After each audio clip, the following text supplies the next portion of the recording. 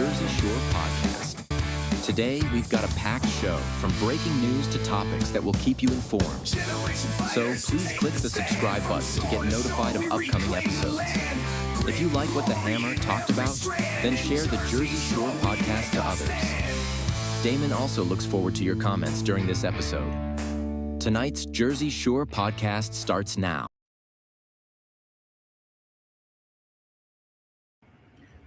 All right, well, hello, everybody. Welcome back to another episode of the Jersey Shore podcast, brought to you by the great America's Pulse Network. I'm your host, Damon Galdo, and I have another special guest tonight, again, with Justin Murphy, running for U.S. Senate in New Jersey, and I'll bring him on right after this. I mean, you guys can see the breaking news going across the bottom. I mean, a lot of the stuff we're going to talk about in this segment is pretty much breaking news. In this episode, breaking news, but today, we're going to call it straight. I mean, it's happening in Chicago. What's happening in Chicago is absolutely disgusting. I'm sure people have seen on the news. An 18-year-old oil student, gets brutally murdered by an illegal immigrant. And Mayor Brandon Johnson is out there pushing abolish ICE snowplow events, while J.B. Pritzker blames Trump instead of owning their sanctuary city failures. And by the way, New Jersey on Monday just codified us as a sanctuary state. It was an executive order, but now it's law that we are officially a sanctuary state that pays $7.3 billion a year for illegal immigrants. So just so everyone knows that. That's why we ought to get out to vote. So there's families that are mourning, and these clowns are doubling down on their open borders. It's enough. Enough is enough. So we're also going to talk about the war in Iran. I support strong action against the regime. America can't afford weakness, and when it comes down to radical threats, especially when the chaos is at our own border, shows exactly why we need to stand tall. And right here at home, here's the big one. This Saturday, tomorrow, in Camden, we're saying no Kings to Norcross. Myself, I'm a union carpenter, husband, father, not a career politician, and taking on the political dynasty in New Jersey's first congressional district. I'm fighting for, an affordable New Jersey, lower costs, safer streets, and better schools for our families. But incumbent Donald Norcross will be there for another paid protester, no Kings rally against Trump. So, I'll be there with quite a few people saying no more Kings in Congress as well, as the Norcross political machine feeds off of Camden and leaves the residents scraps. Remember, Congress has no term limits. The executive branch does. So the No Kings rally they're having for Trump makes no sense, but the No Kings rally for Donald Norcross, who rules Camden in this district and feeds off of all the people there in Camden, they had no term limits. So this is the Jersey Shore. No spin, no excuses, just the truth in South Jersey. So I'm going to bring on our first guest right now. Let's go to it. Hello, Justin. How you doing? Good evening, Damon Galdo. Congratulations on submitting your petitions and being the Republican nominee for CD1. Thank you. And everyone, all the listeners out there, too, just remember, like and subscribe. And you can put something in the chat box. We'll be able to see it. And I know Justin's having a little technical difficulties, so you'll see him freezing up here and there, but we can hear him good enough. It's probably the Democrats out. Now that you're on the ballot, Democrats are outside your house cutting your Wi-Fi lines. That or one of my Republican opponents. Yeah, that could be it too. Yeah. So, but So Justin, I'm going to play this first clip, and then we'll go with that. We have a few clips in this first hammer segment, and why it's called a hammer segment is because I have a golden hammer, and it's a long-standing joke. Seth, our other podcaster from Conservative Corner, just started naming me the Hammer for some reason. So the Hammer. I named him, and he's the pirate because he's a Navy guy. So I got him a little blown-up sword, and then he called me the Hammer. So I just painted a sledgehammer gold. Stupid joke, but it's fun. But yeah, let's roll this first clip here. The other day, the young lady whose life would be saved if we had if we did what we did. This young lady would be around today if we were around. This man came in, Dan, right? And he came in through the ridiculous open border of Biden. I'm not a rabid Trump supporter or hater. But if you're going to blame the federal government, then blame it where this problem began, which was under the Biden-Harris administration that allowed 15 million people from South America, Central America, and across the oceans to come through our southern borders, manipulate asylum, be poorly vetted, and then scattered to the... So that right there, I mean, Trump is right about that. I take it away from that. It just, what bothers me most, and you're going to see it in the next clips, Justin, the way they reacted to it, the mayor and the governor of Illinois. And that girl would still be alive if that guy wasn't allowed in through the open borders. I think it was 2023. Mm-hmm. Came over the Biden era, and they released him. And for whatever reason, he just shot the girl in the back. She was with her friends. So, I mean, what at this point, Damon, what can you say? I mean, how many times have we read this news story in the past number of years? How many Americans have been murdered? It's in the hundreds right now, I think. And if you include the violent attacks, the rape, the assaults, the robbery, the theft, the violence inflicted, to include murder, you're into the thousands of American citizens that have incurred this type of hardship and disruption to their life, not to mention their families, at the hands of an illegal alien with a criminal history, probably deported, snuck back in. That has happened a number of times. But at this point, I mean, how many times do we have to ring this alarm bell? Obviously, the Democrat Party has made it very clear that their priority is the criminal illegal alien, not the American citizen. That means the Republican Party really has to step in and fill that void. Because if it wasn't for the Republican Party going to bat for the American citizen and the crime victim, they would have no voice. They would have nobody ensuring that, government's first responsibility is to protect its citizens, their physical safety. And there's obviously the complete breakdown in the Biden era. There's a lot of residue from that 4-year open border, and it's going to take years to get this mess cleaned up. I mean, right now, I think DHS has reported that 3 million illegal aliens have been deported or self-deported. We have another million that have deportation orders that have to be tracked down and deported. I mean, but just how many times do we have to hear this in the news that an American citizen, and usually it's a young female, young women raped, assault, brutalized, murdered, stalked, shot, stabbed, strangled to death. I mean, how many times do we have to go through this?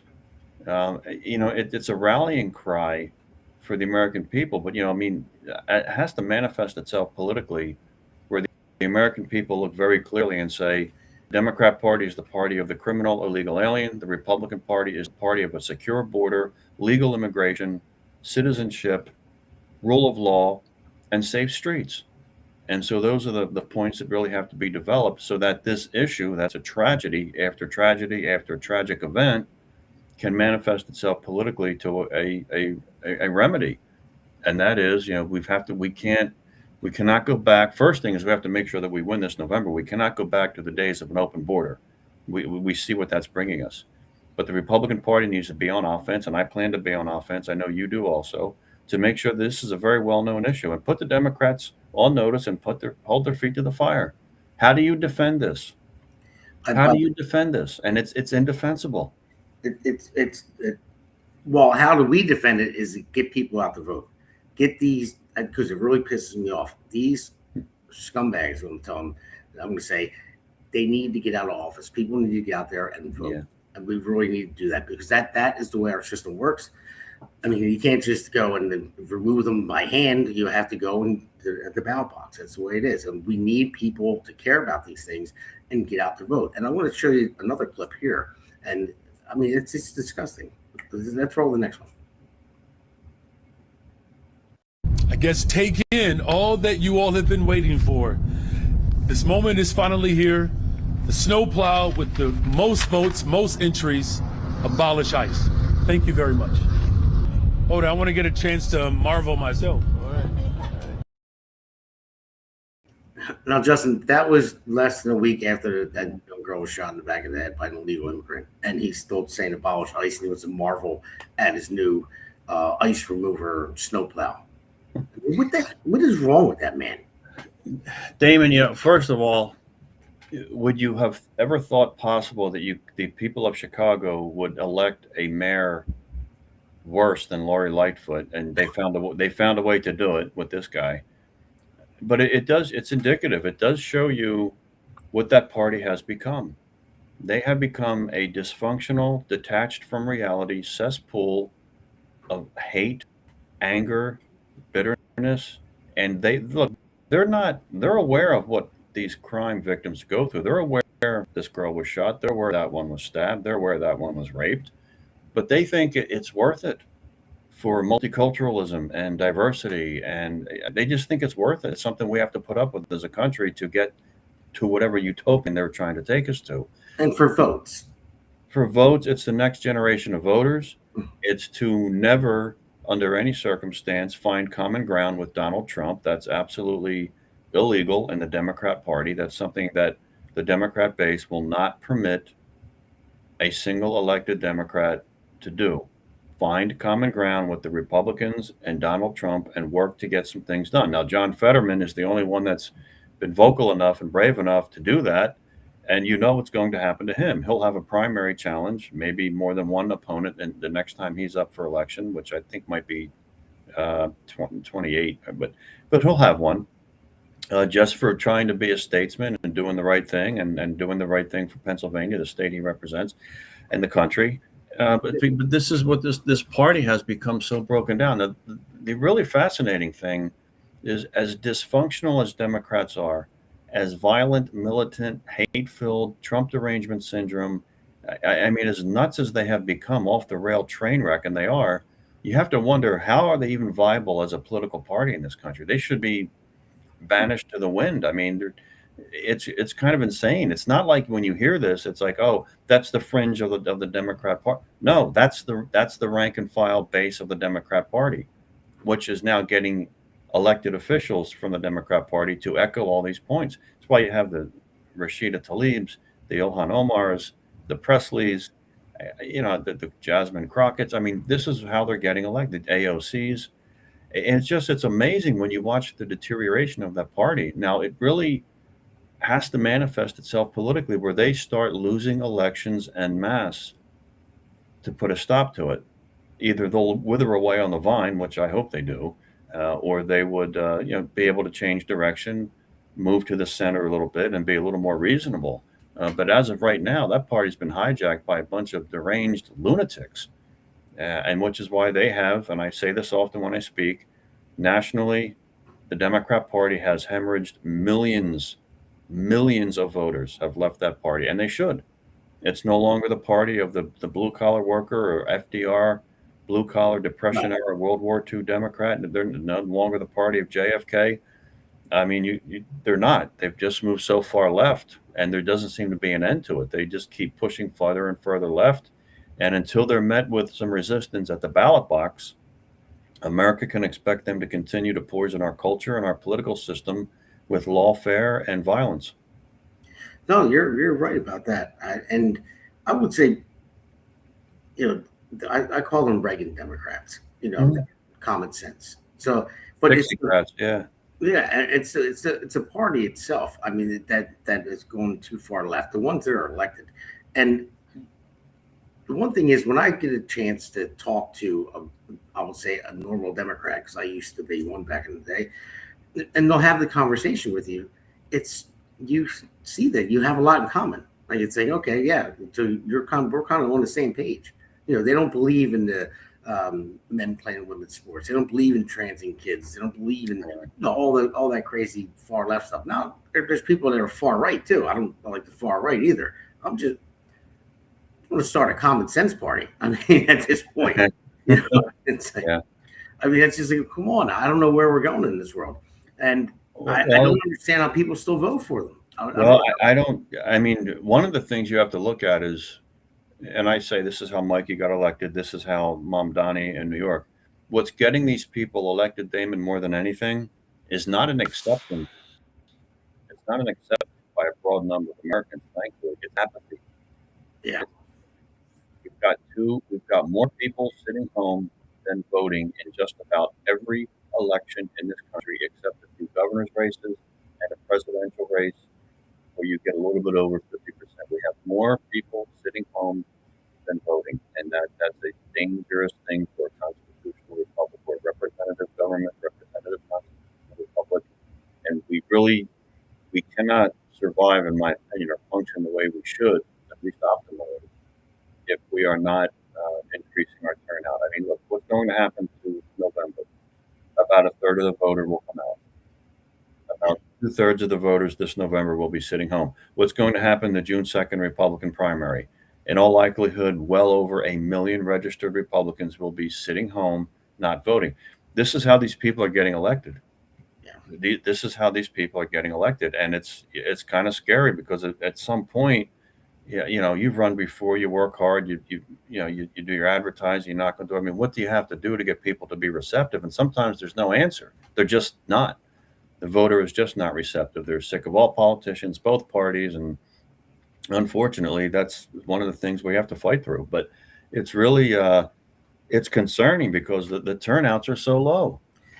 Yeah, well, I mean, I hope it gets better because I'm going to play another clip. And thanks for two people that said hello and hi. You guys can ask a question if you'd like. I can see it there. And Justin has like a little bit of technical difficulties, but we can hear him fine. It's just freezing up here and there. It's like I said, it's either his opponent or the Democrats cutting his Wi-Fi cables. But let's roll this other clip. I agree, there have been real failures. Those failures, of course, extend beyond the borders of Illinois. That's their national failures, a failure to have comprehensive immigration reform, a failure of the president to follow his own edict. I cut a little short there. He says his own edict to come out and remove the worst of the worst, he said, with immigrants. Now, they're blocking. They're trying to block Trump, not Trump per se, but ICE to come in and remove the people. And then he has the audacity and the gall to actually blame Trump and the federal government. He said it's a national issue too. No, it's your issue. You're the governor of that state, and you will not. You're fighting tooth and nail to get ICE out of there. I mean, I could imagine. I know that the family is very, very, very upset. I mean, not just obviously because the tragedy of their daughter, but they're upset with Pritzker and Johnson as well. And I could, if I was the father of that daughter and I heard one of them say that, I don't know how I would react, to be honest with you. Well, look, I mean, it's one Democrat politician letting the country down after another.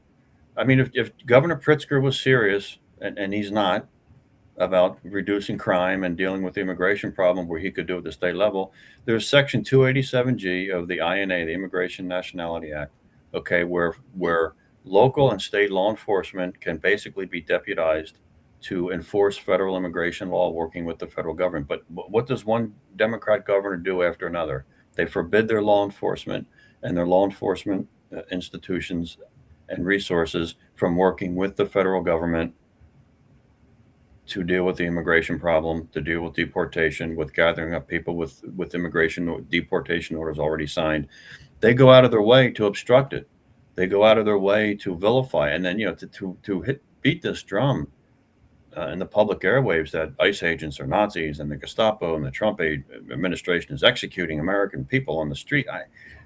Their derangement is it's just incalculable sometimes.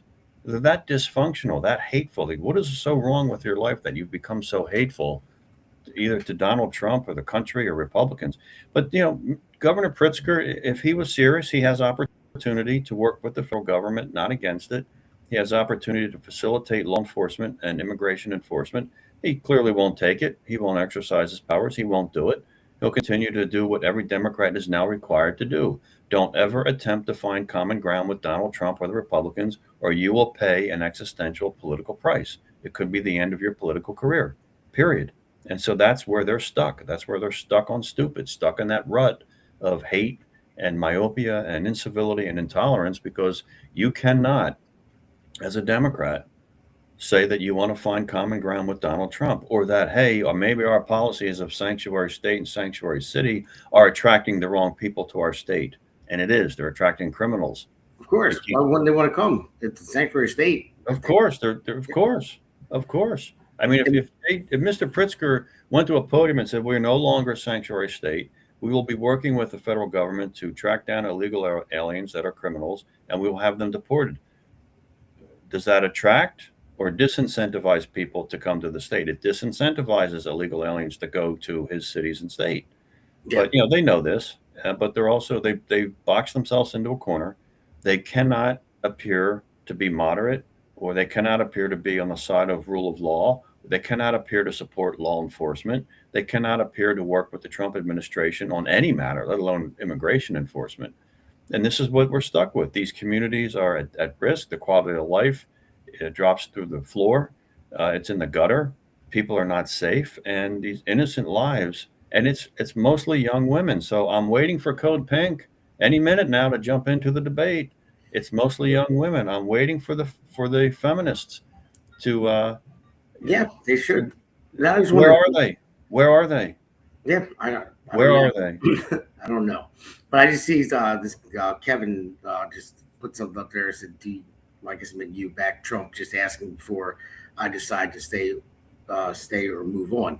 So it's up to you if you want to stay or move on. I back any president, my president all the time. It doesn't matter the president. If you want to know if I agree with most of his policies, if I voted for him, yes, I do. Do I disagree with him on other things? Yes, I do. But I'm Damon Galdo. This is Justin Murphy. We're not Donald Trump. We're just Republicans. So I've never met the man, don't know him, but I agree with majority. When I vote for somebody, when I have a Kamala and a Trump, and I mean, come on, it was an easy one. I mean, if I agree with 60% of what that candidate policies are, then obviously it's a numbers game for me. That's all I'm going to vote for, and especially when I have two choices. So that's your answer, Kevin. So you're saying if you would like or not, but yeah, I back every president. Did I like Biden? No, I didn't like him. So yeah. So I don't like Biden at all, but he still I respected him even though he was half dead the whole time. But at least Joe was, Damon, I'm wondering, I'm really wondering. Obviously, there was a cabal. There was a group of people that were collectively running the White House. Biden could not do it. He was not cognitively sharp enough to be able to do that. Oh, I'm wondering if he really. I'm wondering if these people said to him, Joe, the border's secure. We got everything taken care of. I'm serious, and I think he bought it. Maybe he believed these people who knew they were lying to him, and he would go out there and parrot whatever they say. I mean, I'm serious. He kept saying we need Congress to close the border. Like, no. Which no, we don't. We know that now. We know that's not true. Yeah, exactly. So I know, man. That was a rough 4 years. So but I like what Trump's doing right now. I mean, there's some things I disagree with always. Sometimes I'm like shh, a little bit, but he's a character, so he is, and there's some things that he. Even with Iran, we're going to get into that. So, what? I want to play one more clip, and then we're going to take a break. I just want to show you some more stuff, and we'll take a break after that clip, and we're going to talk about peace through strength in the next Hammer segment. Anything to avoid calling a killer a killer. To add further insult, Alderwoman Maria Hadden implied it was the victim's fault for being in the wrong. Oh, I don't know what happened to that clip. Wrong place at the wrong time. It's all here. Democrats, the victim's fault. That's your Democrat Party message today. That's the soundbite. That's the talking point. You were in the wrong place at the wrong time. Not that the illegal alien was in the wrong country at the wrong time. He shouldn't have been here. But blame the victim. Yeah, and then Loyola school newspaper, they actually put out a newsletter where she attended that school, and they said an illegal immigrant, she was killed by an illegal immigrant. They retracted it and apologized for calling for using that term. Yeah, this is the madness of DEI and CRT on steroids, and what they have infected a lot of our culture and our subcultures. It's insane to think that you would have to do that. Like he's an illegal alien. He's in the country illegally, and he's an alien. That there's nothing really negative about that. It's just what the accurate description is. It's the accurate legal determination. But the left has decided no, that's a bad thing. Well, what would you like to call them? An undocumented person? Now it's an undocumented American. Look, immigration needs to be legal. It needs to be controlled. It needs to benefit our workforce, our country, our economy, and our culture. It needs to be enforced, federal immigration law. And then when you come here to the country, when you come legally, you are required to assimilate. That's how immigration works. And that's why the American melting pot has been so successful. Immigration was never like this, where millions upon millions of people just flowed into the country. You didn't know where they were from, what they were doing, between points of entry, gotaways. I mean, this is the gang members, the drug running, the human trafficking. This is not immigration. This is a controlled process to destroy the country, for crying out loud. Yeah, so exactly. This is a huge winning issue for Republicans. Democrats lose on this, but again, they're stuck. They have to pander to their base that will not allow them to do or adopt any other disposition. Yeah, and I'll leave this segment with this too. Even illegal immigrants came over here. Now, listen, I'm not saying they're all bad. Some work and all that. So, should we find people who've been here a long time to actually work, find a pathway to citizenship? Should we help them out a little bit? Yeah, sure. But the criminals, remember when J.D. Vance had that interview and they took over, it was in Colorado, they took over like a apartment complex. Mm-hmm. And then gang members, yeah. Yeah, and the newscaster, I forget who it was, said, well, it was still only just the one. I'm like, it was only just the one. Oh, okay. It was just one. That's all. Yeah, and be thankful that's the one that you don't live in. Yeah, exactly. Yeah, and then 42% of the illegals that came over the border under Biden are on welfare. Yeah, so huge. Costs us a lot of money. I mean, and like I said in the monologue, we pay $7.3 billion in the state of New Jersey for the illegals that are here. There's close to 900,000 of them. And Damon, until the Democrat Party starts to lose elections, they'll continue to do this.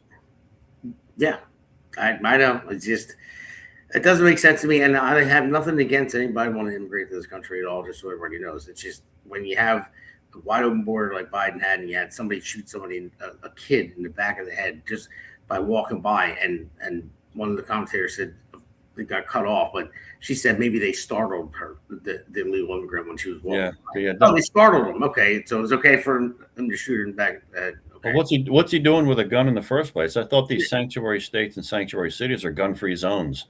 Yeah. You know, what do you do? All of a sudden... And he was arrested for shoplifting beforehand and everything else. Carjacking, shoplifting, rape, assault, drug dealing, drug using, gang banging, criminal breaking and entering, carjacking. I mean, murdering, rape, gun running, child running, it's child sodomy. I mean, this is what Joe Biden did to him. This is what, unless he was not aware of it, this is what the modern Democrat Party is doing to America. And it is up to the Republican Party to get this mess cleaned up. And thankfully, we're doing it. We've had 3 million illegal aliens deported or self-deport.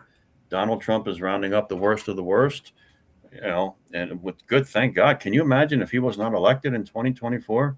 You wouldn't have a country left. You really would not have a country left. Yeah. So, all right, Justin, with that, we're going to take a break. I know there is a clip that I have out there, too. I don't know. I can't remember off the top of my head if it was in this segment or the next one, but we'll play it. It was about someone that raped a young person in 6 months. But we're going to we'll take a quick break, and then we'll get to, we're going to be all over the place. I put, like I said earlier, I put clips in different segments because there was a lot of them, and I didn't want to load them in the front. So just stay tuned, everybody. We'll be back in a second.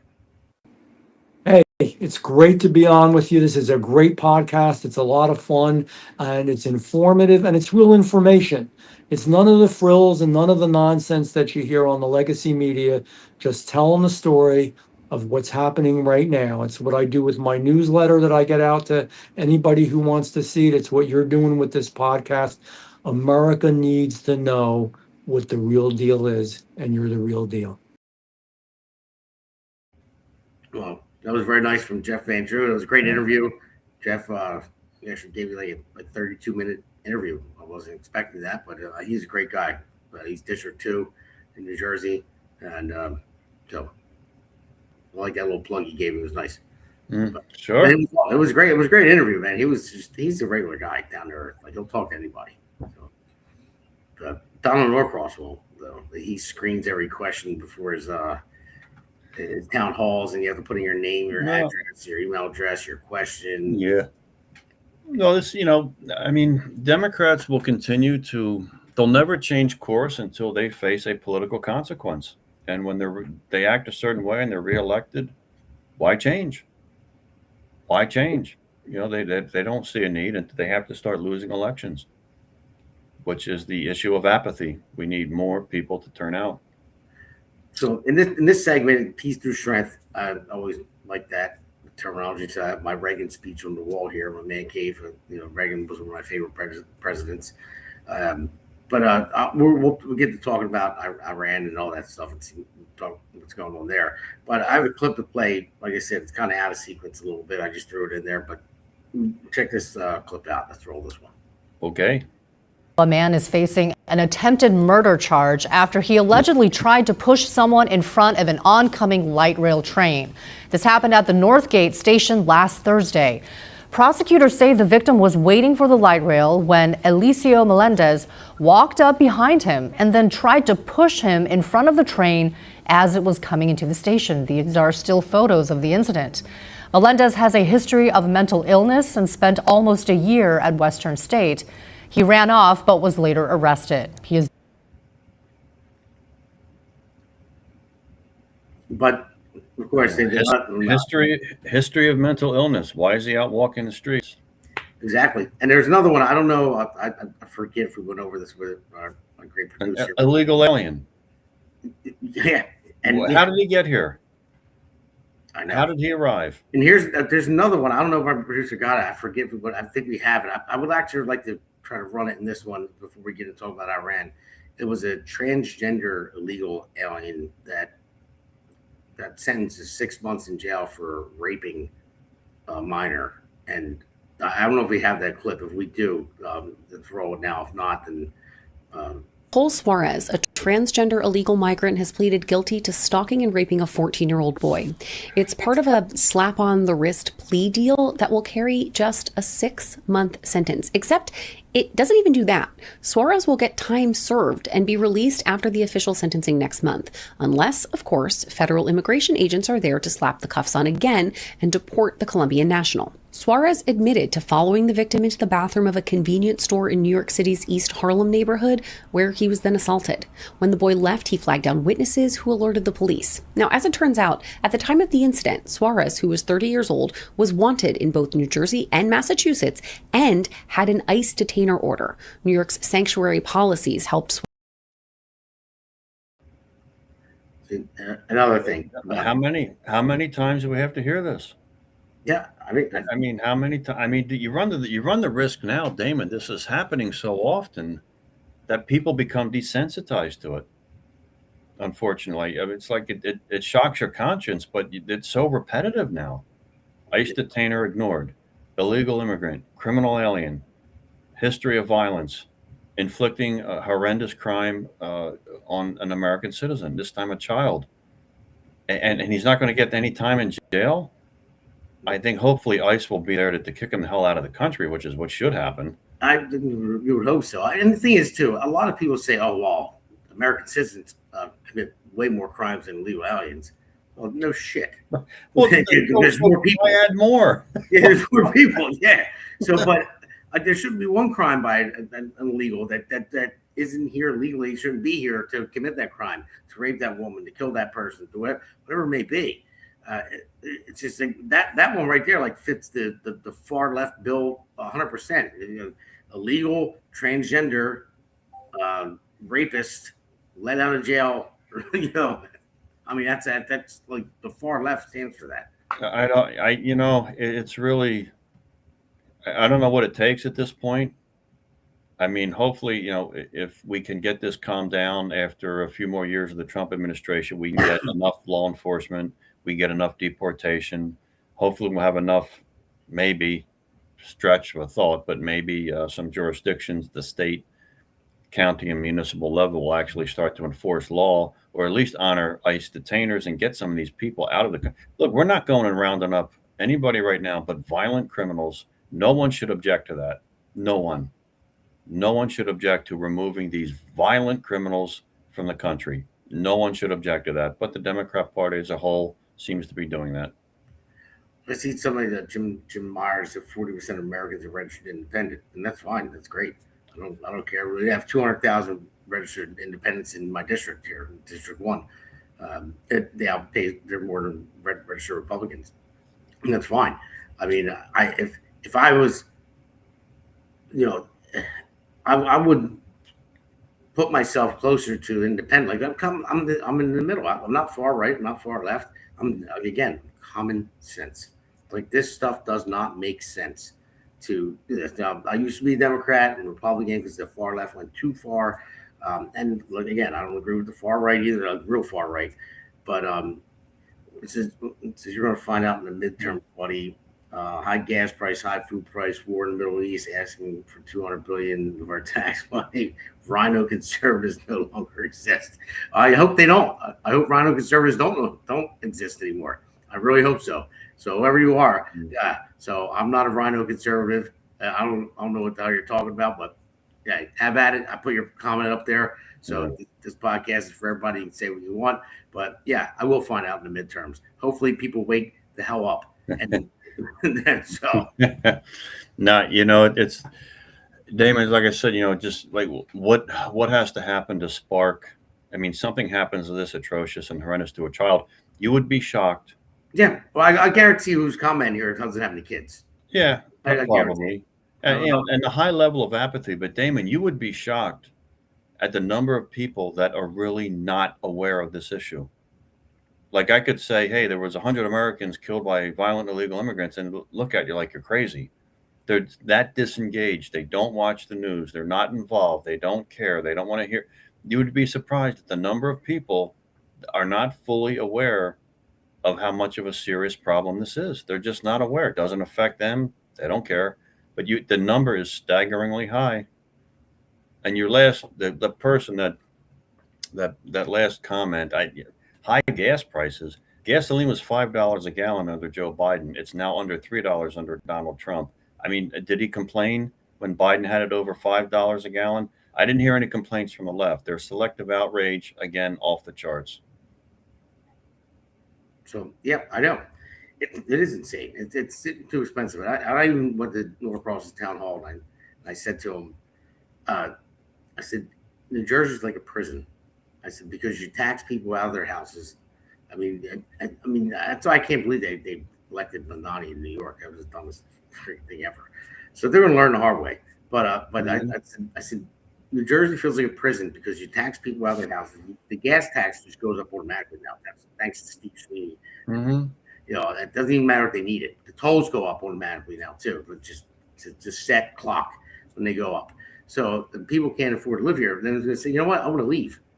No, we're going to tax you on the way out if you leave. It's like the movie Bronx Tale when somebody goes, now you can't leave. And he locks now you can't leave, and you lock the door. Well, this is what it's such a shame because the Republican Party has been making some ground here. There was not too long ago, Damon, we had 800,000 or 900,000 registered Republicans in the state. Now we have 1.6 million. We basically doubled. Unfortunately, though, it's not enough to get control of the state house because we still have many more Democrats. And fraud, of course, I think there's a little bit of fraud you can sprinkle in there. But we still have a ways to go to pick up some more ground, and hopefully we can do it. There's still people out there that we have to win over, but we do it with ideas, big ideas. We have to really make sure that people are educated, that they're aware, and that they know the difference between the parties. And sometimes those are three hurdles that are difficult to clear sometimes. Yeah, they're definitely difficult. So I know we're not winning over Jimmy Myers over there, but that's fine. He can keep running with it. Whatever. What do you say? High food prices? Well, here's the fact. Joe Biden's administration gave us not only an open border and declining wages, but a 40-year high 9% inflation rate, 8% interest rates. Now, where is it? A secure border, rising wages for the American people, a 2.4% inflation rate, and interest rates around 6%, 2 full points lower, making home ownership more affordable to more Americans. I mean, I'm looking at the left. I'm thinking, they either lack honesty or they just can't see clearly the economy was in much more worse shape under Biden. I mean, you talk about food prices being high. What were they under 9% inflation? Yeah. They're 2.4 now. The cost of housing with an 8% interest rate. How about at 6? Like what, are they that detached, or they know that enough people are that they would believe a soundbite when they hear it? And that's always a problem. So, An educated voter can be your best friend, but we have some low information voters out there. yeah, there's one right now, I would say, that I'm seeing. But anyway, I want to talk about Iran, like how we were with the war in Iran. Now, listen, of course, Donald Trump was the no war president. He was trying to stop wars. But then when I look at it, listen, I do support what we're doing in Iran because they can't have a nuke. I mean, anyone that screams death to America constantly, and they're trying to build a nuclear weapon, and it's a radical. Listen, I'm not saying anything about Muslims, but radical anybody, radical white nationalist, radical Muslim, radical whatever it may be. If you're radical and it's tied to a religion too, to where you think I'm going to die and live with whatever it is, 72 versions or something like that, and they 72 virgins, yeah, paradise. Paradise. That's dangerous. I wouldn't want to have a nuclear weapon, so I'm okay with it, and just as long as I know boots are on the ground now, minimum. As long as it ends very soon, and I think it's going to, and I think it will help the United States. It chokes off China with their oil, and Russia as well. So it's a tactical move for us against our enemies. But I don't know. What are your thoughts? I fully support this 1,000%. It's long overdue. It should have been done decades ago. As a young boy in the Navy, I sat in that Persian Gulf at age 19 in 1985 on a destroyer to monitor the Iran-Iraq war. And it's a very dangerous part of the world, always has been. So our thoughts and prayers are always with our military that are engaged over in that part of the world. But this is long overdue. I mean, again, if you look at the left, they can't bring themselves to take the side of Trump and America. They're allergic to it. They just won't do it. This should have been done a long time ago. It's not the Iranian people, it's the government. It's the mullahs that have hijacked that country. Our young people miss a lot of this picture that, since November of 1979, when they overran our embassy, it was one of the first salvos of radical Islamic terror waging war in America. They overran our embassy in Tehran. They held 52 Americans hostage for 444 straight days. And every day since the November of 79 takeover, Damon, Iran has done nothing except export destabilizing the Middle East, war, terror, murder, oppression, tyranny, assassination, threats. I mean, you have to understand their mindset with their sect of Islam is that they are looking possibly themselves to usher in a cataclysmic event to bring back the 12th Imam. Well, no thanks to that, pal. I'll take a pass on that one. But this is the mindset you're dealing with. They don't value life; they value death. And they've slaughtered hundreds of thousands of their own people. They've caused more death in the Middle East than you could shake a stick at. They have founded, organized, trained, funded, and planned for their proxies that do nothing but wage war throughout the world. Houthis, Southern Kingdom of the Arabian Peninsula, Hamas, even though they're a Sunni group, Hezbollah, the Party of God, Shiite in Lebanon. And they have agents in our country. We know that. They've crossed Biden's open border. They've threatened to assassinate. They tried to assassinate Donald Trump. They threatened to kill him again. I mean, they're an unstable train wreck of demonic hell.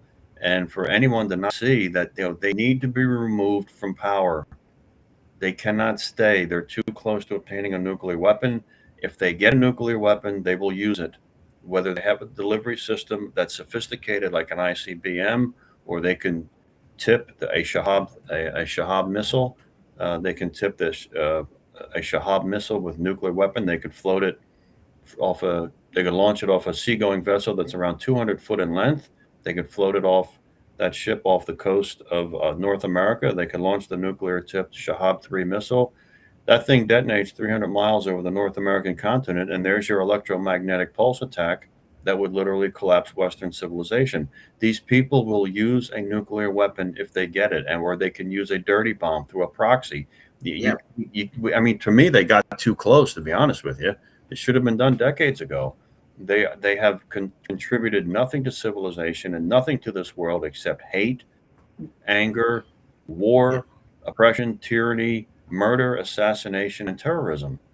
Yeah, and Trump actually brought it up in the late 80s. He talked about Iran. He's consistent. He was consistent all the way through.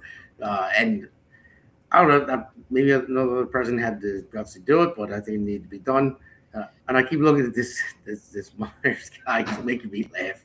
He's talking about cult, Socialist Republic. Listen, I'm going to give you a little bit of time here because it's funny. Your TDS is like unbelievable. So no, Damon, if you look at this problem, now this really is the policy of escalation to de-escalate. If you want a stable Middle East, if you want a much more manageable Middle East, if you want a more peaceful world, you have to take out the mullahs in Iran. They are the world's #1 state sponsor of terror. If you really want to get to the root of the problem, anything else, you're putting a Band-Aid on it. You want to get to the root of the problem, you knock out the mullahs in Tehran, you'll have a much more stable and peaceful world, especially in the Middle East. Yeah. I mean, look at the surrounding countries. I mean, Qatar, Saudi Arabia, and even Iraq are actually helping out. They want to get rid of the Ayatollah, and they don't. They're kind of getting on board a little bit. And that's a good thing for once. Maybe finally we can take a step forward over the Middle East and 10 steps backwards. Maybe. I hope and I pray that it does, but we'll see. A lot of work to do, a long way to go, but you can't do it with Iran running the show. No. And back in before Syria collapsed under Bashar al-Assad, and that was the conduit from Tehran through Syria into the Middle East. That was the training, the funding, the weapons, the organization, the material. That's what caused so much destabilization in the Middle East. So you really need to get to the root of the problem, and this is how you do it. It's difficult. It's a heavy lift, but if you want to cut off, nip it in the bud, you want to rip it out by its roots, rip it up out of the ground by its roots. This is what you have to do. This is leadership. This is tough. It's leadership, but it should be done. No, you're right. I agree. So, all right, Justin, we're going to take another quick break, go into the last segment, and we'll see you guys when we get back. America's Pulse Network. The mainstream media is bought and paid for. The truth is twisted to fit their agenda. But America is waking up. Because podcasts are the future for trusted media. Welcome to the America's Pulse Network. It is a network built by patriots that upholds the Constitution. But America's Pulse Network stands for God, truth, and the America First movement. There is no corporate propaganda, no government spin, just real news, real talk, and real voices fighting for faith, freedom, and the future of this great nation with common sense. Here are some of America's Pulse Network podcasts. Alexandra Levine Live, hosted by Alexandra Levine. Jersey Shore Podcast, hosted by Damon Galdo. The Conservative Corner, hosted by Seth Eisenberg. The New Jersey State House Watch, hosted by Jack Brangen and Constance Detzel. APN's The Pulse is moderated by either Alexandra, Damon, Elena, or Seth. Also tune into America's Pulse Network on the following social media platforms: X, Rumble, Truth Social, Parler, Facebook, YouTube, and Spotify. Join the revolution, because the pulse of America beats for God and country. America's Pulse Network is for faith, family, freedom, and truth. So, all right, welcome back to Hammer 4. This is No Kings Norcrosss. So, trust as you know, there have No Kings protests again throughout the country and throughout this state. And there's one in Kansas City tomorrow. It's going to be at 5th and Market.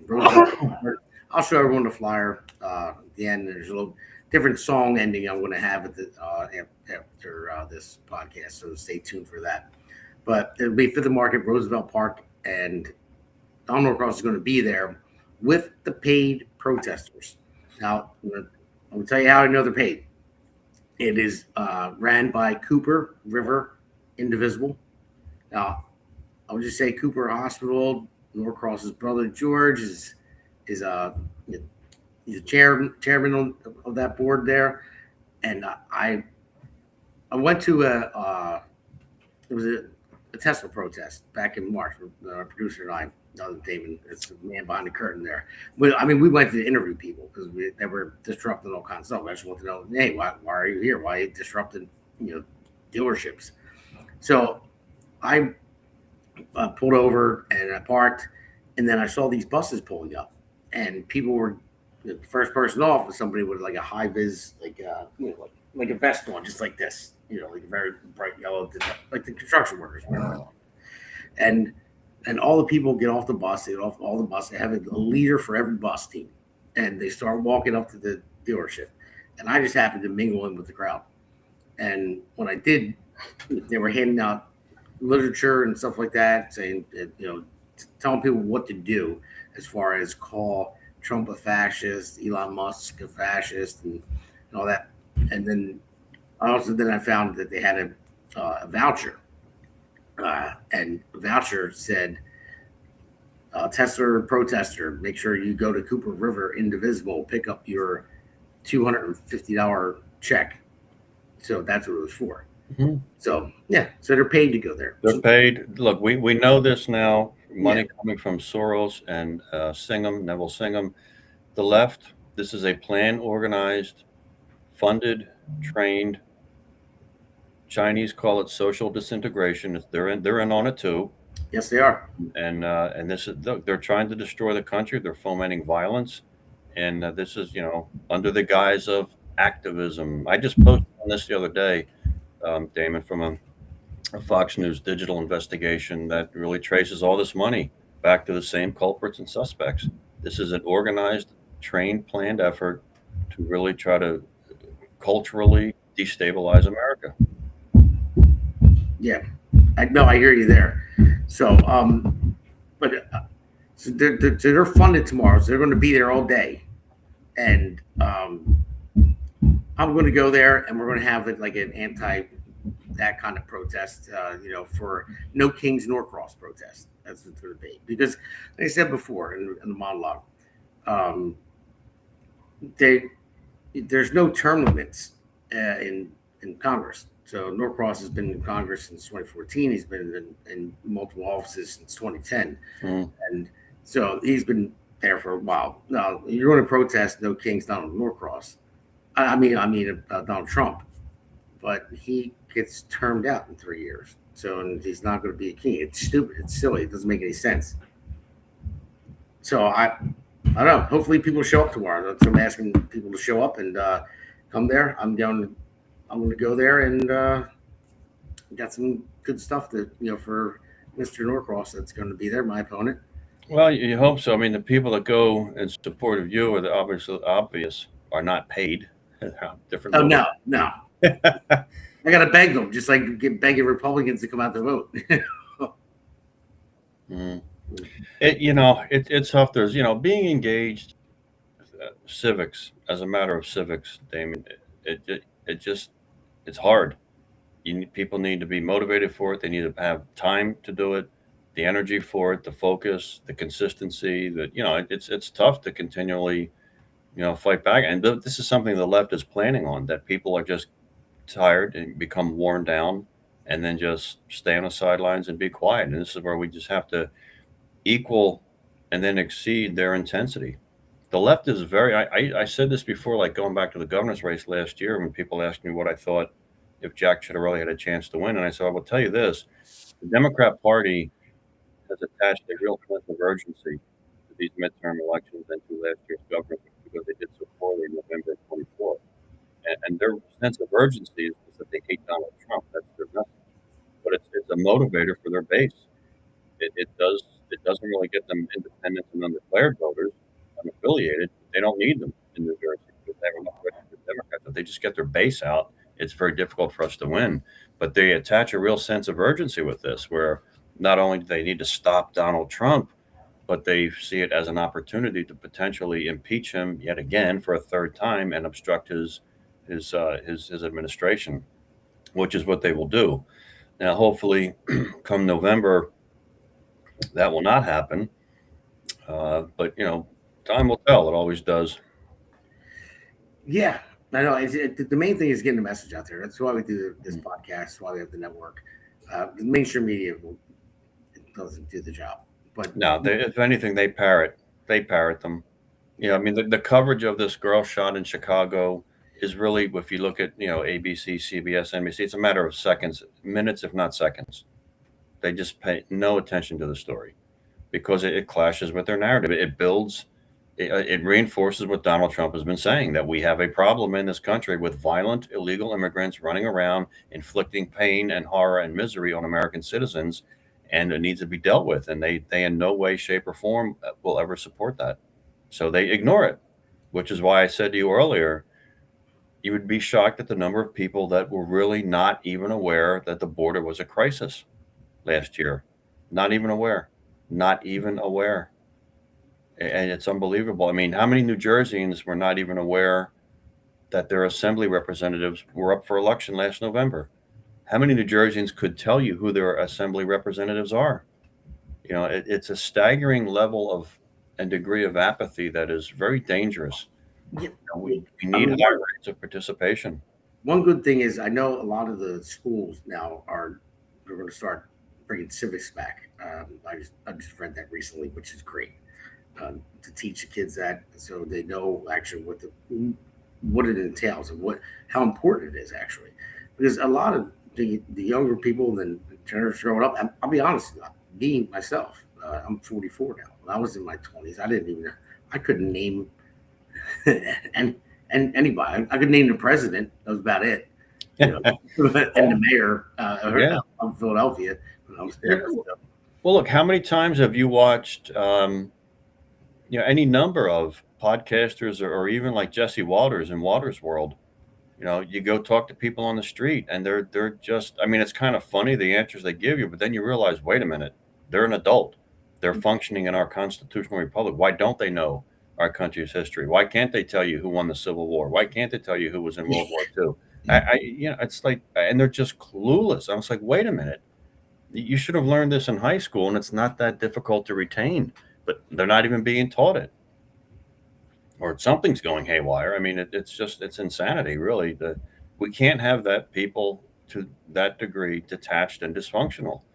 Well, I mean, you look at people that are flat earthers. They say, "Oh, the Earth, what? Flat Earth? We never landed on the moon."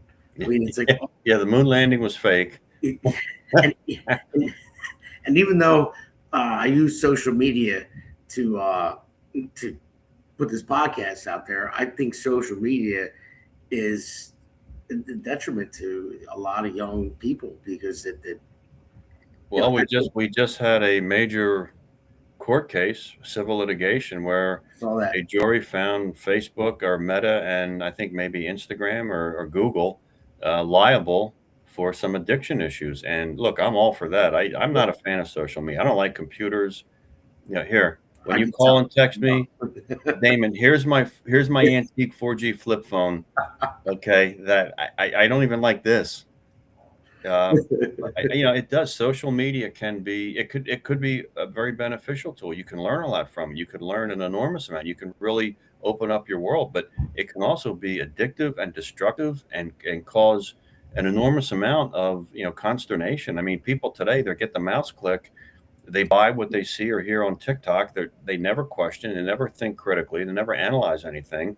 I saw it on the print media, or I saw it on YouTube, and it could be used to promote a debate, which would be good, and in some cases it does. But I think it's very dangerous. That's why I refuse to get an iPhone. I mean, I see people all day just they're pulled down to this thing and glued to it. They live on it. They pay their bills on it. They talk to their friends on it. They send messages. They work on it. It's all they can. I'm like, I don't want to live like that.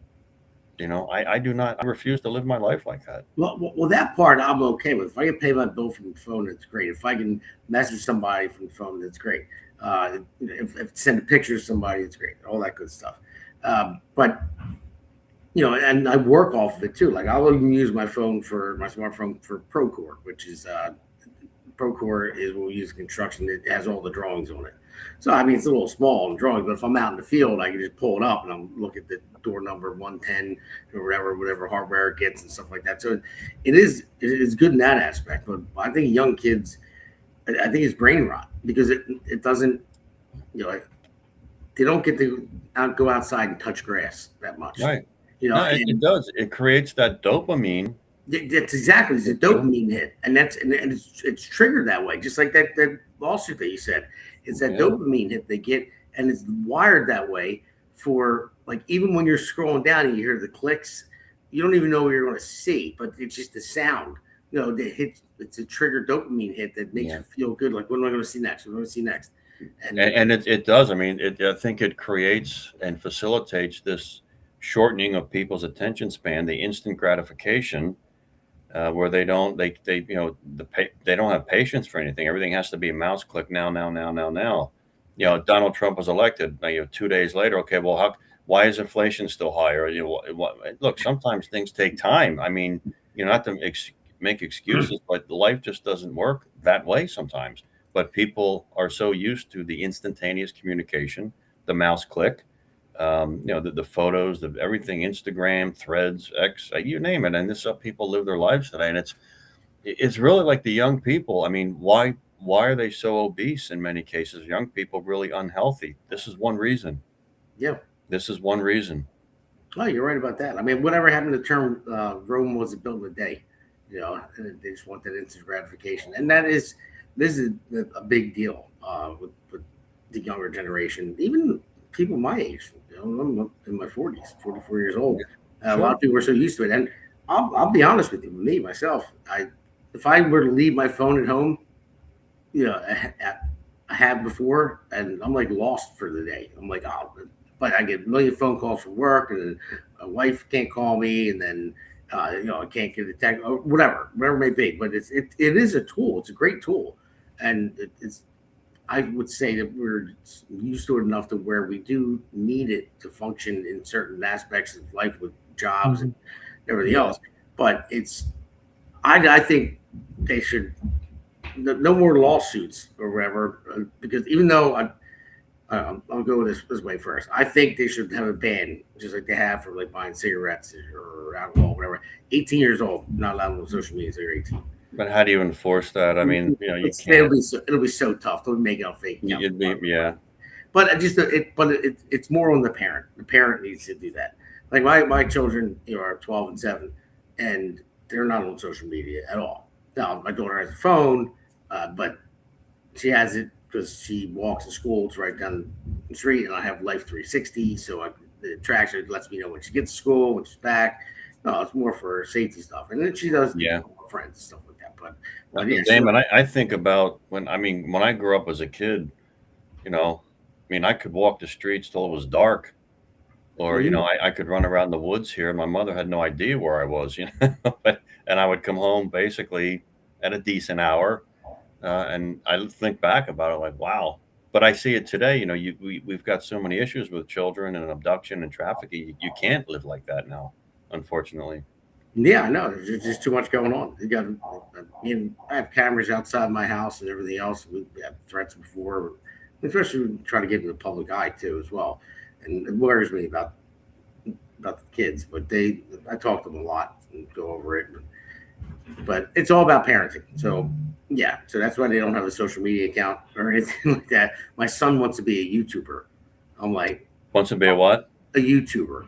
YouTuber. Yeah, have a YouTube account, like because he watches kids YouTube. And he said, "I could be a YouTuber." I'm like, "Yeah, okay, pump the brakes, buddy." I said, "Go outside, Yeah, go outside and play, get some sunshine, and touch some grass, And I got him into sports and all that. So and he likes baseball, street hockey, he plays. My daughter, same thing. She plays multiple sports as well. But you have to have the human interaction, and a lot of it. Yeah, absolutely, and the physical aspect too. I mean, if you're sedentary all day, you will be obese. Not to mention the diet's not good, and Starbucks. I mean, you drink a Starbucks drink, you know how much sugar is in. Look, I have a sweet tooth. I'm the first to tell you, but I bought a Shamrock Shake about 5 years ago. For just being a Murphy, I was driving by McDonald's. I said, "Let me get a green Shamrock Shake. I'm a Murphy. I deserve one." It was pretty good. And I went home and I looked online, McDonald's, the ingredients for a Shamrock Shake. Damon, if you ate an entire pint of Haagen-Dazs ice cream or Ben & Jerry's, the pints, you would ingest about 80 grams of sugar. This Shamrock Shake, the large one that I got, had over 120 grams of sugar. Wow. Nuclear blast. I'm like, whoa. Starbucks drinks, same thing. All the whipped cream and everything. It's and not to mention, I don't think the caffeine is good for anybody. It's an addictive drug. Yeah. So, you look at the health of children. This is why I'm very happy that Donald Trump has elevated to a national discussion and cabinet level the discussion of this country's health, because it's long overdue. We're not as healthy as we should be.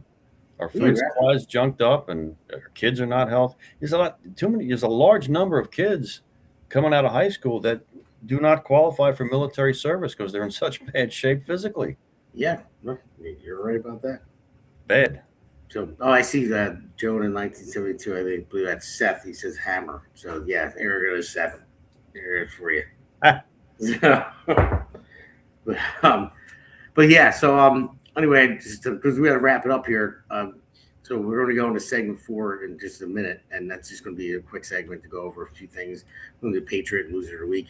But I just want to say tomorrow there is that event in Camden, and it'll play after this. And so you guys can see it. And as many people as can to show up, because Donald Norcross, I mean, he is. Listen, Doc, I'm not going to slander anybody or anything, but his brothers were indicted 3 times. His family was for tax dollars that came in somehow went through the firm, and for racketeering. But they beat it 3 times. I'm just saying, there's questions. You don't get indicted that many times if there's no evidence to bring forward. You know what I mean? So, his brother was a very powerful chairman. And if you look at the Gural tapes, Gural, the Gural tapes, there was a story that ran in the Courier Post. It was a series of stories in the Courier Post run by Alan Gunther some years ago, called the Gural tapes, Gural, the Gural tapes. And you see in there the corruption in that particular organization, in that particular county, with those particular people, and how bad it is. Yeah, and Camden City has been hurting for years. You would think somebody might come up with an idea. Let's try something different. Yeah, it's been what, 60, 70 years they've been trying to build Camden up, and then just corruption after corruption. I'm moving at the one there. Jim said Fredo. I called Norcross Fredo from Fredo, because he's the dumb brother. Didn't make it. Fredo, but he's still a congressman though. But his brother's got him into that. No, that's the district. I just do it as a joke. So anybody with a D next to their name will win that seat. Yeah. Well, not this time. Not this time. Yeah, this time we'll do it different. Hopefully we'll get a change there, and we'll get people out, and we can get some people who are unaffiliated to take some interest in these seats and races. And look, the uphill climb that is. Yeah, just have to get to the people. Like, I mean, he has. the amount of money he has is like 2.3 million in his treasury account already, and only 1% of his donations come from small dollar donations from people. The rest come from PACs. My own damn union won't even back me. I pay into the political action committee, and so I'm actually funding my opponent right now. So I sent him a letter, and I said I'm not paying him anymore. I'm not funding my own opponent, because I should be able to get money, but they're backing him, and that's the carpenters union. But not every union is that way. The carpenters do back Republicans, but in different areas. Operating engineers, it depends. But my union backs Norcross because he's got such a stronghold around here. It's the most powerful family in the state, and I mean they're big. So I'm going up against the juggernaut. But I'll tell you what, somebody has to do it. So it's no one else is going to do it. I'll do it. And this is in Vegas. I didn't come to lose. So, well, like I said, it's an uphill battle for everybody. I think the only really safe, Chris Smith and Van Joy are probably pretty safe. Even Tom Kaine is going to have a tough time. Whoever we nominate for U.S. Senate is really looking up a mountain. We all know that. Your race is difficult, but you never know. You got to keep fighting. Yeah. What else is it worth it? So have to keep fighting. So everybody, you'll see the flyer at the end of this, but we're going to take a quick break. We'll go to segment 4, to quick loser and Patriot of the Week award. Yeah. This one's for New Jersey. For every working family that's had enough. Name's Damon Galdo. And I'm just getting started.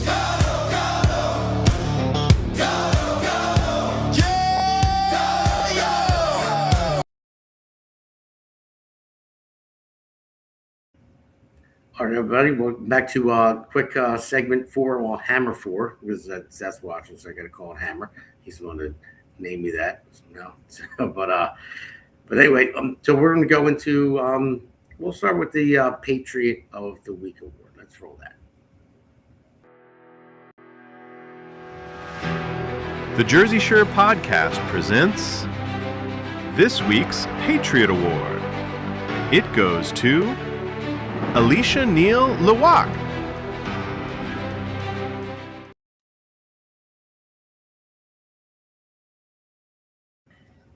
That's Alicia Neal. You know Alicia, Camden County, Woodford. So she figured, and she's doing a lot of good things out there. So I figured she should get the Patriot of the Week award. She works hard for the Republican Party. So gave that to her. I let her know. So hopefully she's watching. If not, she can catch it later. At least they are the Federated Women of Camden County, Republican Federated Women. Fantastic group. It was great to be there last night. And always a good show. And they do work hard. They're dedicated. They're unwavering. Big plus. Yeah, for sure. And I did miss like a couple clips, but it doesn't matter. One of them I was going to put up there earlier when you mentioned Fetterman can tackle his own party. He's under fire because you guys can look it up. There's a Facebook post that he put out there. He was hammering people because people in Philadelphia, my hometown where I'm from, because they're all nuts out there now. They were cheering our servant. There it is. Yeah. So it's slamming his own party after left-wing protesters in Philadelphia were caught on camera celebrating the deaths of U.S. service members in Iran. It's truly appalling. He said these assholes chanting for the death of our service members. Fetterman said, "Where's the damn outrage and condemnation?" So I'll give it to him. And listen, he's a Reagan Democrat. I would say he's common sense. Now, I agree with all of his policies and what he wants to do, but I personally, and I don't think the American people, the ones that are tuning in, I don't expect anything else from the left. These are paid protesters. They're pro-Palestinian. They're pro-Islamic radicalism. They're pro whatever else they can be, but they're anti-American. They're anti-Trump. They're anti-capitalism, anti-white people. They're anti-men. They're anti-free markets. They're anti-conservative. They're anti-Republican. They're anti-American. I mean, it's anti-law enforcement, anti-ICE. This is what they do. I mean, to stand and say that it's so despicable.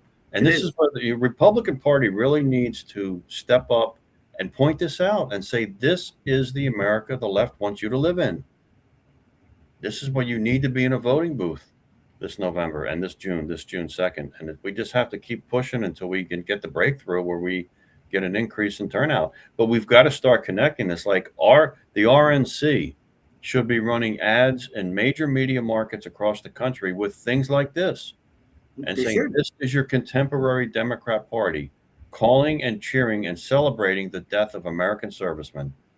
This is the left, period. Then that is absolutely disgusting. I mean, that is horrible. It's despicable. Comprehensible. Yeah, I know. I just can't believe it. And thank God. You know what, Damon? The grandparents of those punks in Philadelphia were the ones throwing bags of urine at Vietnam veterans when they come home. It probably runs in the family. You know, I mean, you want to protest peacefully, but to celebrate the death of an American soldier is, but it's the left. I know. I just can't wrap my head around it because I mean, most normal people can't, not capable. No, and one thing I can't wrap my head around. Well, we have a left wing media source here, the New Jersey Globe, and so I'm just saying this now because the loser week is coming up right now. Somebody that put it out. So now I am on the ballot. They had until 4:00 today to challenge the petition.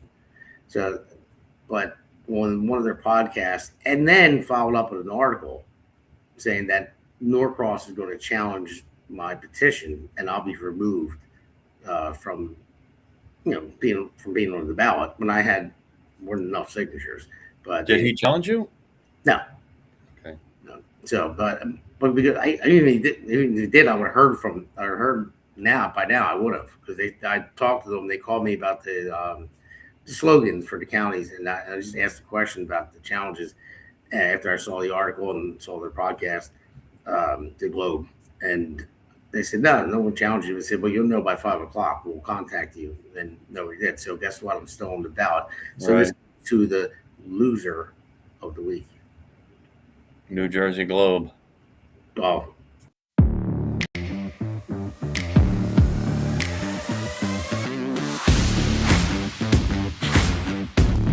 The Jersey Shore Podcast presents this week's Loser Award.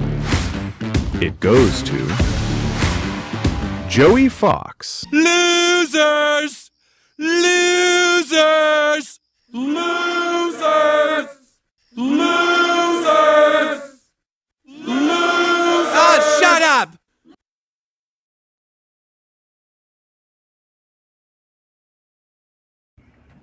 So there you go, Joe, and you'll be receiving a text from me shortly, just to let you know I'm still on the ballot, buddy. So, was he calling for a challenge to your petition? Yeah, yeah. We were calling for a challenge they did a podcast about it, and I forget the other guy's name. He was a moderator for the gubernatorial debates. I can't remember the name off the top of my head. Like I said, I'm horrible with names. But yeah, they were both talking about. There were 4 of them on the podcast, and then the next day he puts an article out there saying, well, Norcross is going to do this, and then he won't be off the ballot. I'm like, all right, well, how much do you want him to do it? I mean, really? Can you stay like a little in the middle and not be so biased? But whatever. So, Joe, you're the loser of the week. Sorry, buddy. So, this is what it is. But so, all right, right from here, I want to talk about this event for Pennies in Action that's coming up. Oh, great. When? It's coming up on the 18th, April 18th, but this one's in Malvern, PA. Oh, okay. So it's a little bit far from Jersey. I mean, like 40 minutes from here where I'm at. But it's Pennies in Action is very important. It's so far it has saved my sister's life. It saved for breast cancer. Wow. And they raised money for this immunotherapy. It's and it's a new treatment. It's not out there yet, but it's just like in its primary stages and trial stages.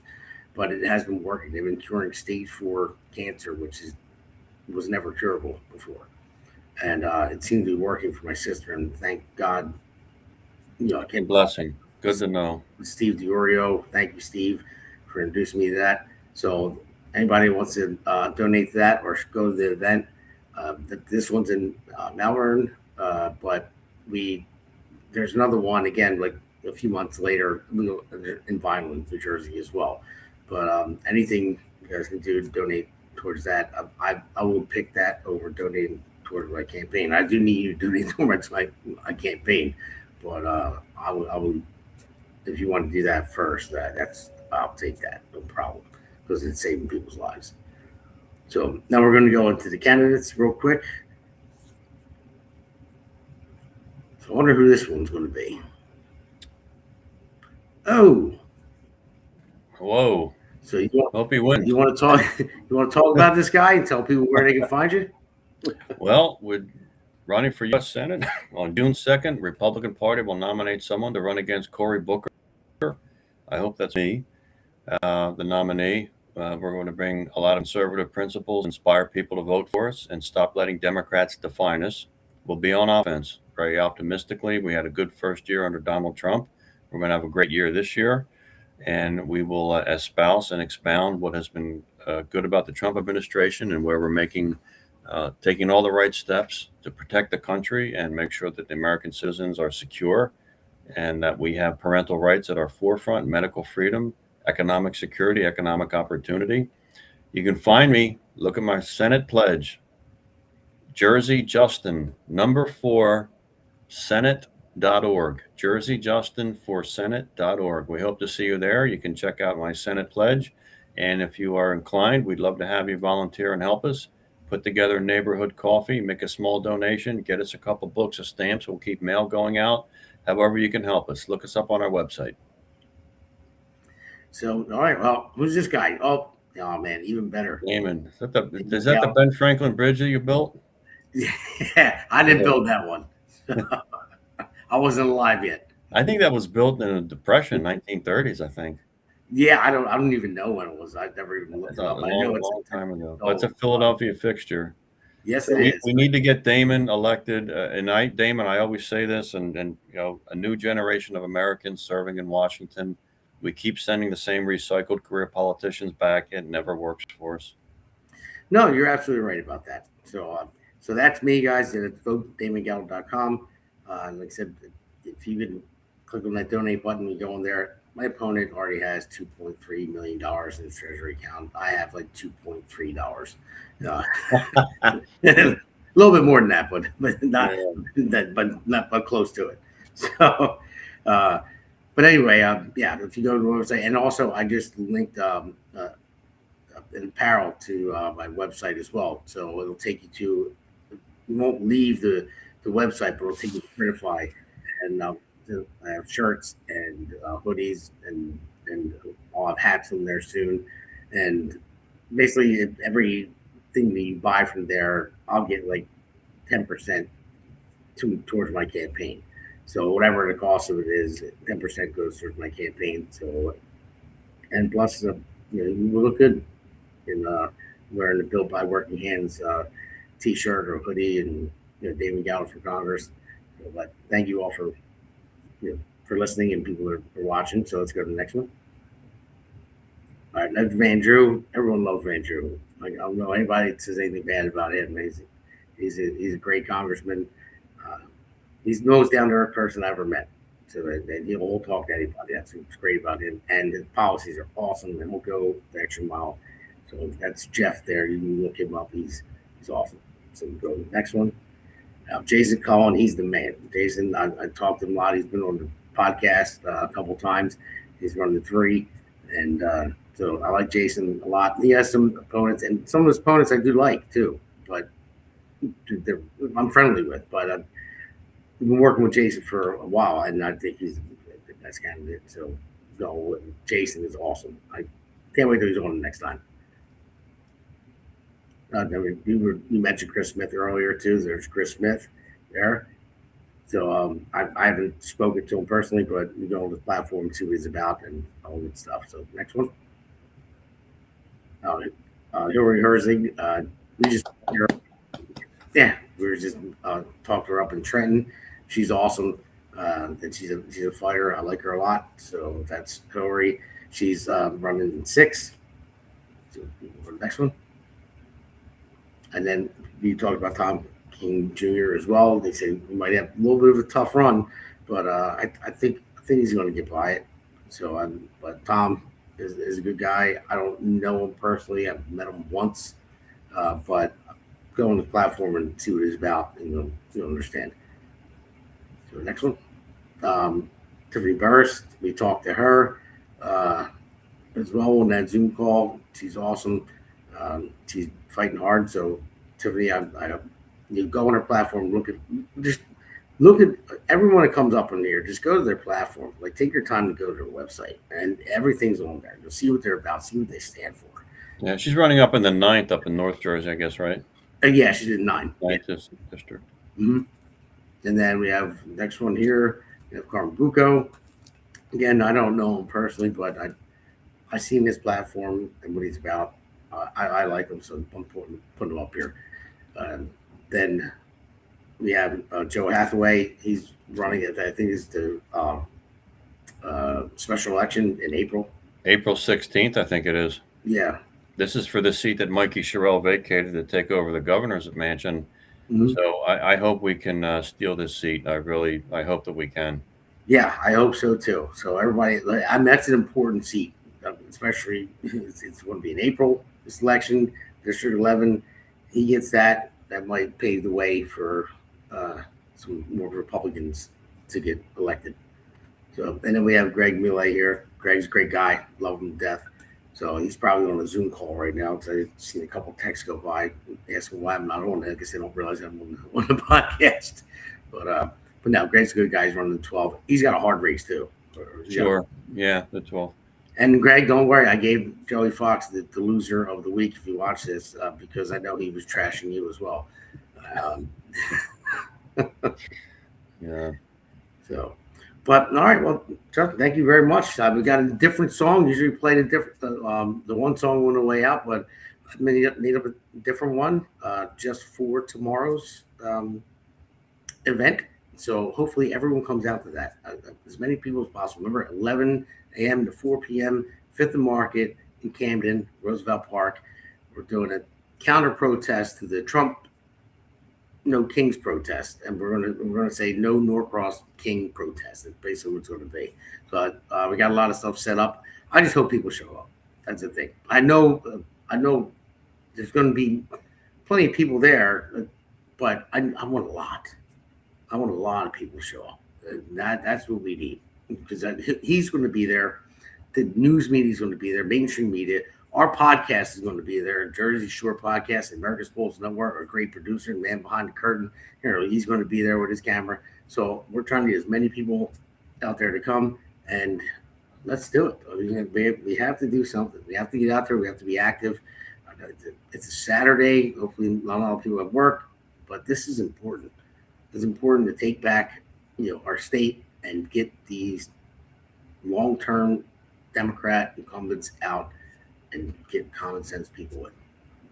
Yeah. No, the voter is out there. We have to just get their attention and get them to the polls. It's obviously exceedingly difficult, but we always have to fight the good fight. And I know this is your second or third run, so you're putting it out there for everybody in the first, and hope they respond.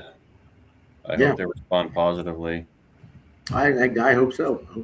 But you never know. I mean, I just keep pushing and try to get the message out there. And I know you have been doing it. I mean, hell, you had a hell of a time with your signatures going up and down the state. 2,500 you'd get. So yeah, as of now, Damon, I can report I don't detect any challenges to me. I haven't seen anything come through. I'll check my emails again. I don't have any calls.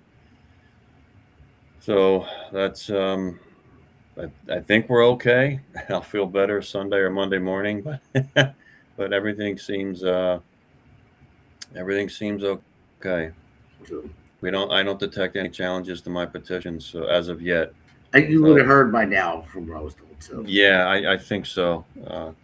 So there, I guess we'll be on the ballot. We're going to run hard. We're going to be up in Somerset County campaigning tomorrow, which is good to always be up North Jersey. And we've already been knocking on doors in Camden County, Burlington County, Ocean County, We'll be doing obviously a lot more. Gloucester County, we've got a great ground game down there with Frank Cibatoni. He's a fantastic field director. Can't ask for any more.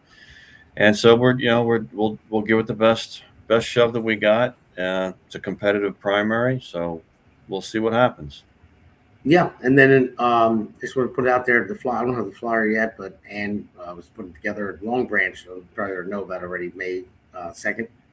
May 2nd, Long Branch. I'm confirmed. I will be there. Yeah, so I will have the flyer on the podcast the next time. She's getting it together now, so I just want to throw it out there. So, all right, everybody, thank you for tuning in. Thank you for listening. I really appreciate it. And hey, let's get our state back, please. Damon, yeah, thank you for having me on. It's always great, and we'll talk to you soon. It's my pleasure, buddy. Thank you for coming on. Okay, take care. Right, sign off. No Kings in Camden. No Kings protest. Damon Galdo in the building. 3rd time's the charm. South Jersey, we done with the crown. Let's go. Yo. Down in Camden where the block still scarred. Norcrosss machine got the city on lock. Playing God, tax credits to the family. Insiders get the bag while the real workers grind and the rent still drag. Donald Talk Union, waved the flag real proud, but his hands never bled, never swung, no hammer loud. Me, Damon Galdo, construction on my back, sweat in my boots, dirt under the nails. Facts. Philadelphia raised across the river, moved to West Deptford. Now it's time to deliver. Jersey Shore podcast in the cut. 3rd time running NJ1. I ain't giving up. They laugh at the outsider. Say I got no chance, but the machine been exposed. Time for the people stance. You can wear the jacket, flash the union pin, but we see the game, we ain't buying. Streets talk real, bars stay lit. South Jersey know it's time to flip the script. No king, no king. In Camden Town, South Jersey machine getting shut down. No, Front, you ain't royalty. Damon Galdo coming for that seat. This our sovereignty. No king, no king. We break the chain. Machine run quiet, but we bring the pain. You can claim the trade, but the sweat ain't yours. Real worker rising. Damon Galdo roars. No king. South Jersey machine. Headline screen racketeering, waterfront deals in the dark. Norcrosss name ring like a king on the park. Brother pull string, same last name in the game. Dynasty politics, all the same. They say we save Camden, ain't it all clean, but the block's still hungry. The truth in between. I'm the one who built it, hammer in my hand. Now some suited puppet with a family, playing from the Delaware Shore to the Philly line. Damon Galdo for Congress, it's our time. No more crowns, no more backroom kings. We the people rise and let the church bells ring. Protest in Camden, signs high, fists up. No King's banner, Damon got the people's trust. Working hands built this, blood, sweat, and tears. Damon in the fight, no more wasted years. No king, no king. In Camden Town, South Jersey machine getting shut down. Donald Norcross, you ain't royalty. Damon Galdo coming for that seat, this our sovereignty. No king, no king. We break the chain. Machine run quiet, but we bring the pain. You can claim the trade, but the sweat ain't yours. Real worker rising. Damon Galdo roars. No king. South Jersey machine. No king. South Jersey machine. No king. South Jersey machine. No kings. South Jersey machine. No king. Machine. Running quiet behind the scenes. No king. But Damon Galdo woke the streets. No more kings in these New Jersey dreams. Donald, step back. The crown don't fit. Construction man coming bit by bit. No kings. Damon Galdo. No kings. In Camden Town, South Jersey machine getting shut down. Donald Norcross, your time is done. Damon Galdo for Congress, we the only ones. No king. We break the chain. Machine exposed.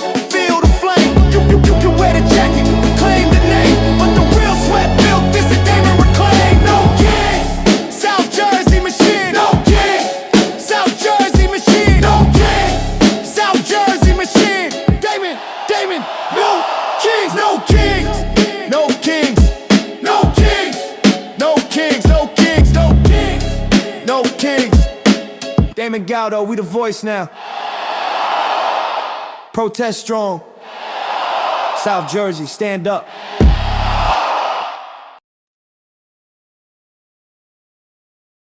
The Hammer thanks you for watching tonight's Jersey Shore podcast. See you at the next packed show, from breaking news to topics that will keep you informed.